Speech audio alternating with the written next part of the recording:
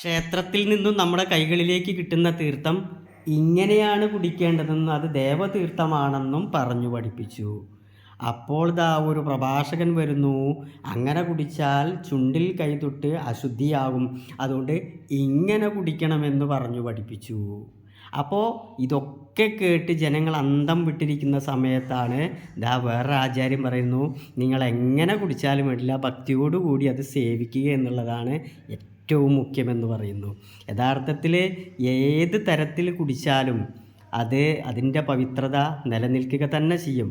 കാരണം നമ്മളൊരു സെമിറ്റിക് മതമല്ലാത്തത് കൊണ്ട്, ഇതൊരു ധർമ്മമായതുകൊണ്ട് ഇത് ഇങ്ങനെയേ പാടുള്ളൂ എന്നുള്ളൊരു നിർബന്ധ ബുദ്ധി ഇവിടെ കാണുന്നില്ല.